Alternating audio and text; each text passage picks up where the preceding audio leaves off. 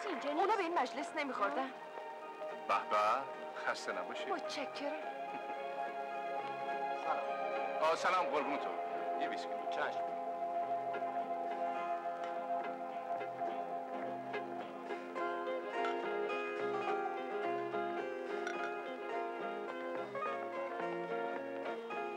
اینو میخورم به سلامتی شما. نوشید جانی. زرین خانم دختر تومان و دولن با عمه جونشون تشریف آوردن. واه واه ریخته شد. هنوز لباس پوشیدنشو بلد نیست. مال دیگه. نمیدی پلوش؟ اصلا حوصله‌شو ندارم. زرین، میخواستم یه خورده باهات صحبت کنم. نمیخوام. یه کاری مربوط به خودتی. هیچ کاری مربوط به من نیست که به تو ارتباط داشته باشه. سلام. سلام شما. حالتون خوبه؟ سنجاقو زده بود به سینه‌اش. دخترای این دوره گوش به وصیت پدر مادرشون نمیدن. بیچاره تومان و دولن. سلام زرین جون. سلام. چقدر خوشگل شدی. خیلی متشکرم. چه لباس قشنگی. مرسی. جات خالی بود که رقص ژیلا رو تماشا کنی. نمیدونی چقدر افتضاح رقصی. اتفاقا اون خیلی خوب میرقصه. سلام خانم. سلام آقا، حالتون خوبه؟ خیلی متشکرم. یه دقیقه برفام گوش کن. هیچ اجباری ندارم. همچین که سر کله یه نفر پیدا شد، سنجاقو به سینت زدی. میخواستم ببینم فضولم کی. خب معلومه.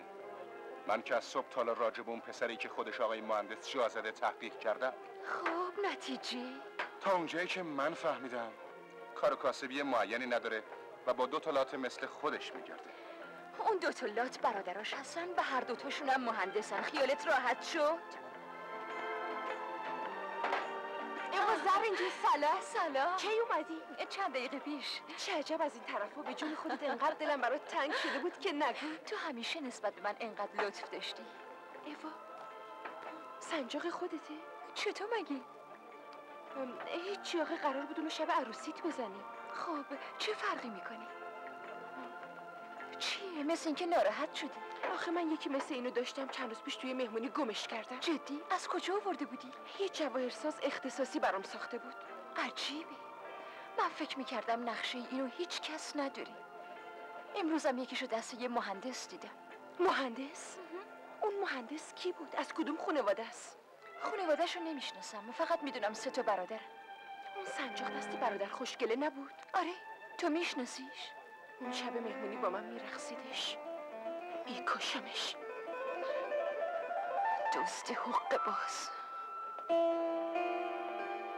به به، جمعتون جمعه. برو گم شو خروس بی‌محل.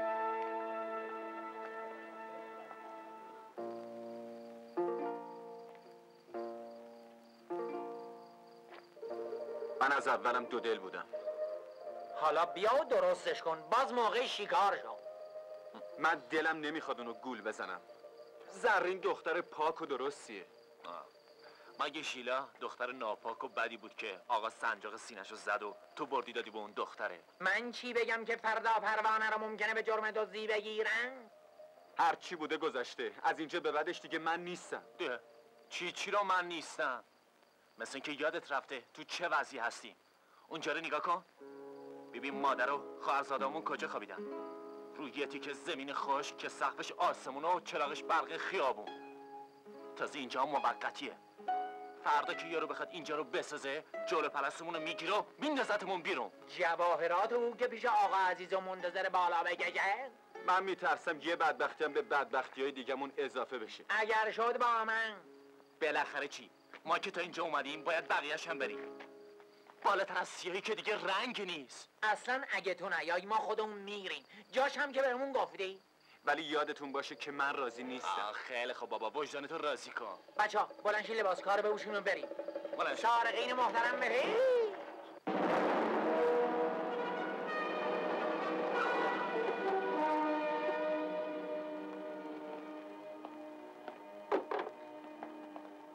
فریدون جون خیلی ممنونم، زحمت دادی. اختیار دارید عمی جان، وظیفه‌م بود. خدا پیرت کنه. خواهش میکنم. شبتون خوش عمه جون. شب بخیر. راجب اون جریان زیاد عجله نکنید. نه مطمئن باش.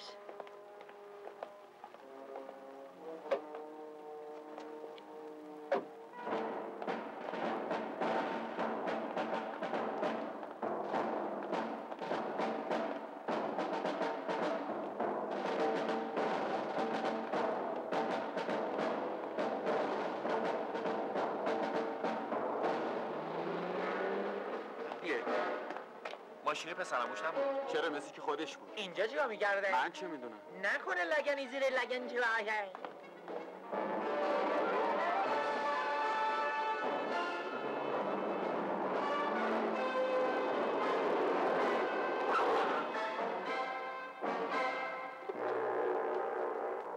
گوش کنیم بچه‌ها، شما باید بیرون وایسین و مواظب باشین. نه خیر ما میایم تو، اگه روغن کاری لازم داشت کار میکنیم. حوصله ندارم اینقدر نمک نریز. نمک نمیریزم، میخوام روغن میان تو، بریزم. اگه بیرون وایسی ممکنه پاسمون سر برسه و از خراب شه.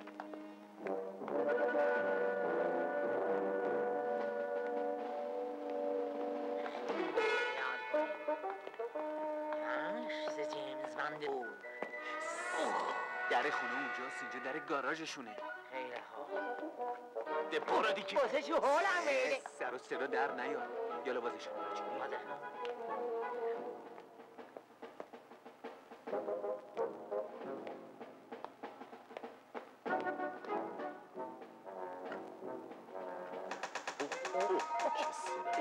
بذار من روغن بزنم. دیدی؟ من بارها گفتم تا چیزی روغن نخوره درست نمیشه. خیلی خوب، خیلی خوب. بیا تو، پس چرا معطلی؟ یه سایه دیدم. خیالاتی شده ای.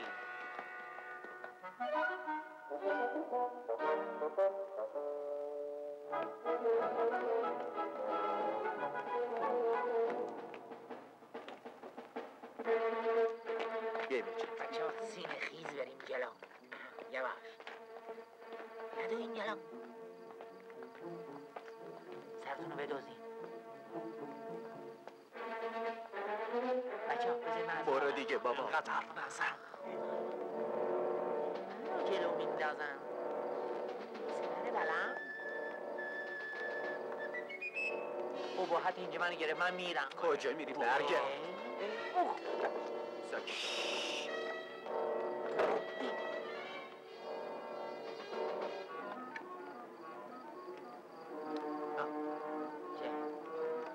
کلید توشه بچه ها. روغن بخوره خوب میشه. اینقدر حرف نزن دیوونه. بریم از اون طرف راه داره بچه. بیا.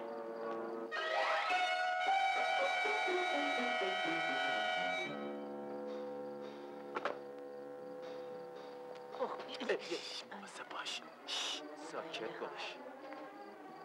بذار این روغن بزنم اول. شروع کنی بریم. نه بابا چرا؟ اونجا نیست آخه. کجا؟ اون طرفه.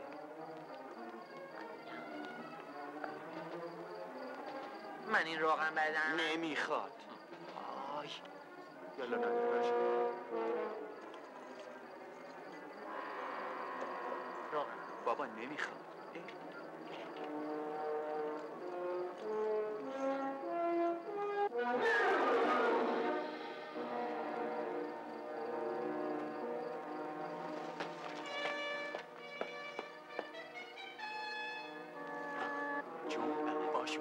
برین کنار، من برم تو. یه حتی بیا برو کنار. شما دیگه برگردی. خید نکنیم. نه. مواظب باش سر و صدا نکن. خیلی خوب اینو بگیر. بده من. برو تو. بریم. برو دیگه.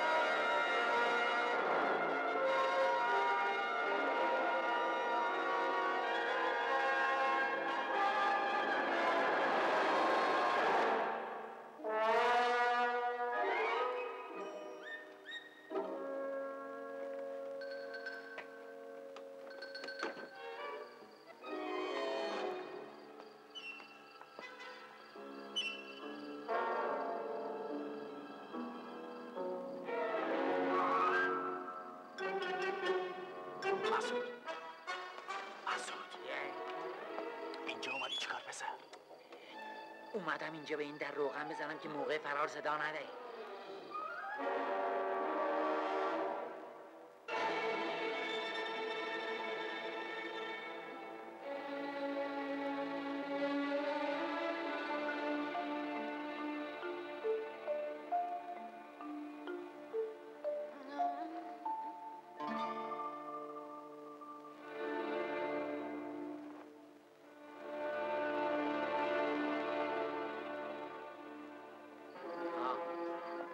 کجا رو دیگه باید روغن بزنم هم؟ امیر دیر کرد. حتما چون روغن همراهش نیست کلید تو قفل نمیره. آره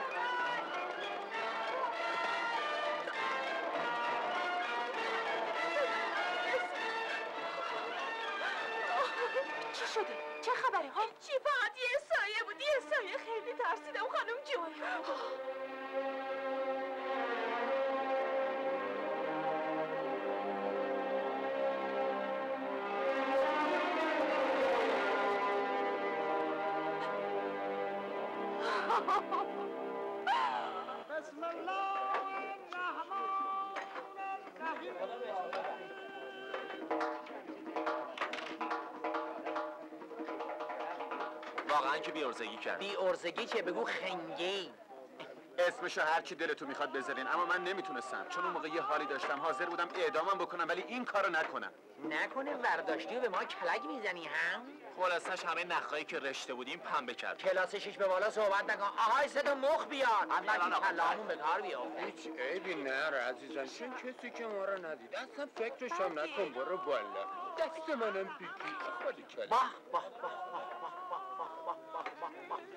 این تو کله پاچه‌ای اومده چیکار خودش کردتاشو داره؟ بچه‌ها بریم بالا. اونجا خانوادگیه. هی بیا بیشیم. بس تماشا بکنم ده. یارو اومد. راست گفتی. اینم آخ. قربون دستت. بخوری مخاتون باشه. من تصمیم دارم امروز همه چیزو به زرین بگم. منم به شیلا میگم که مسعود سنجاقشو بلند کرد و تو بردی دادی به زرین. اگر اینطور باشه منم به پروانه میگم، اما نه، اگر بهش بگم هر سمون میریم تو زندون. تو چی میخوای به زرین بگی؟ بهش میگم که همه چی تقصیر خود من بوده، از رو بدبختی و بیچارگی اون کارو کردم. بعدش واسه همیشه ازش خداحافظی میکنم. اگر بفهمه با چه شخصیت محترمی طرف بوده، حتما تو بمیری میدوی دنبالت. ژیلام همین تا.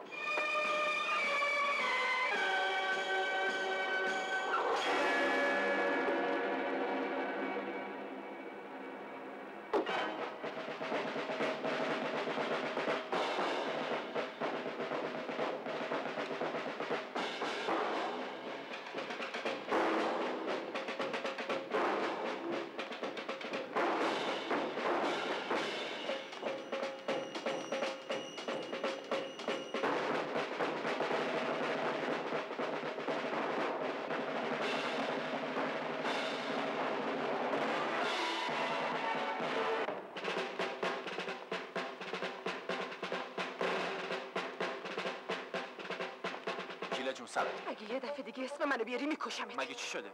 حقه بازی دیگه بس آقای مهندس اجازه قلدر. بدی شیلا جون، بذار حقیقتو بهت بگم. مگه تو اصلا میدونی حقیقت چیه؟ قبول دارم که من اشتباه کردم، ولی آره خیلی هم اشتباه کردی. سنجاقیو که از من دزدیدی بردی نشونه یکی از فامیلای خودم دادی. باور کن اینطور نیست. بیشتر از این دروغ نگو که نمیخوام صداتو بشنوم. حتی حاضر نیستم صبر کنم سنجاقو برام بیاری. فردا صبح میاری در خونه و الا به پلیس خبر به میدم. خدا قضیه اونطوری که تو فکر میکنی نیست. نه من سنجاقو برداشتم و نه من به زرین دادم. پس سنجاقو به زرین جونت دادی ها؟ نشونش درسته. اگه یه خوردم شک داشتم برطرف شد. عوض این حرفا بذار برات توضیح بدم. بهت بگم جریان چی بود و من کی هستم. لازم نیست، من خوب میشناسم. تو یه دزد هستی، دزد جواهر و احساسات مردم. شیلا یه دقیقه صبر کن. معذرت میخوام آقا، لطفاً پول بستنیتون رو بدین. چقدر میشه؟ 8 تومن قربان. 8 تومن. بله قربان. من که یه بستنی بیشتر نخوردم. بستنی مخصوص بوده قربان. ببین یه 10 تومانی گذاشتم رو میز، 2 تومن شما. متشکرم. برو بردار. خیلی متشکرم. شیلا صبر کن. شیلا صبر کن، بذار حرفامو بهت بزنم. صبر کن. آقا اون 10 تومانی که گفتی کجاست؟ وایسا ببینم. وایسا پول بستنی رو بده.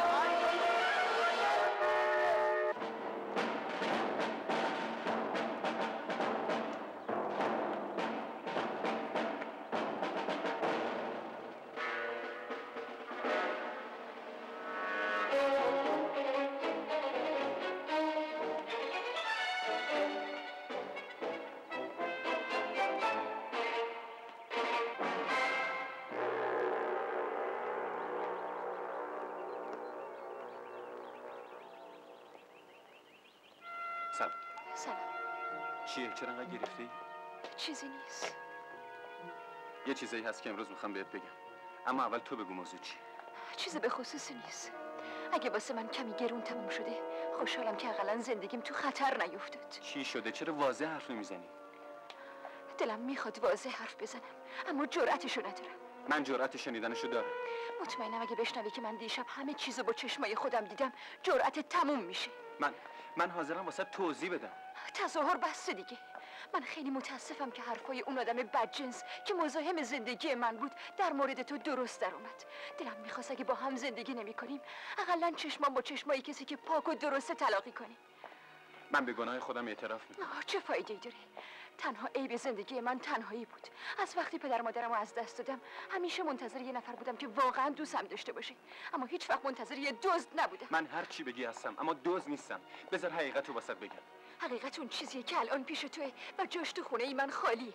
به غیر از قیمتش اون تنها یادگار و ارثیه‌ای بود که از مادرم داشتم. چی داری میگی زری؟ از اول خوب زمینه سازی کردی و با آوردن یکی شبیهش جاشو یاد گرفتی. و حالا که هر دوش پیش خودته دیگه احتیاجی به شرح حقیقت نیست. فقط یادت باشه که بین اصل و بدل فرق بذاری و اونو ارزون نفروشی، چون قیمتش تمام احساسات و امیدای منی. خواهش میکنم به من مهلت بده حرف بزنم. منظورت از هر دوش چیه؟ چیزی پیش من نیست. قسم میخورم که حتی دست من به اون سنجاق نخورده. باور میکنم چون با جعبش بردی، ولی یادت بمونه که من اونقدر دل شکستم که به هیچ کس در این مورد حرفی نزدم. حتی حاضر نیستم پای پلیس به میون کشیده بشه. اگه یه روز وجدان پیدا کنی خودش پلیسه. خدافظ. زرین خواهش میکنم به حرفم گوش کن. اگه دنبالم بیای